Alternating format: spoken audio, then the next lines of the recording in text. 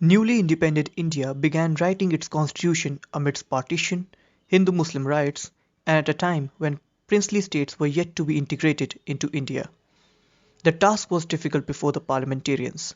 They were asked to make the constitution for a country that has recently come out from the yoke of colonial rule and barely knows the meaning of democracy.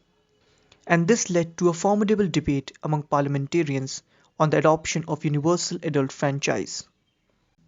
The universal adult franchise gives the right to vote to all adult citizens of the country, regardless of their wealth, caste, creed, or religion. This was something new for India.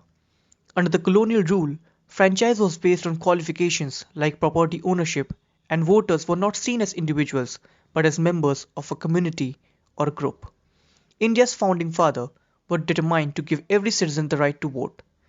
At that time, it was seen as a bold move for a country like India, and many parliamentarians raised their objection. Parliamentarian H.V. Kamath expressed that in a country with such high levels of illiteracy, universal franchise was a dangerous thing and ought to be restricted. Other members of the assembly supported him. They observed that about 85% of the citizens of India had never voted in an election, and a vast majority of them were still poor and illiterate. Others observed that people were also divided along religious, caste, and community lines. Veteran freedom fighter and parliamentarian H.N. Kunzu preferred a more gradual expansion of the franchise.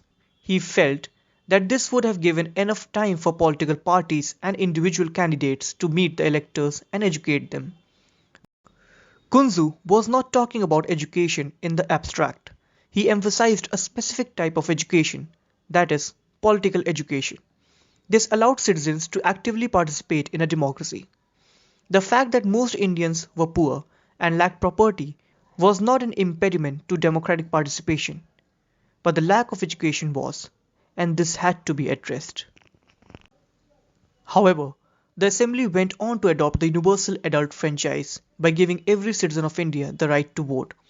As Constituent Assembly member Alladi Krishnaswamy Iyer observed, in spite of the ignorance and illiteracy of the large mass of the Indian people, the Assembly has adopted the principle of adult franchise with an abundant faith in the common man and the ultimate success of democratic rule. He went on to say that this Assembly deserves to be congratulated on adopting the principles of adult suffrage, and it may be stated that never before in the history of the world has such an experiment been so boldly undertaken.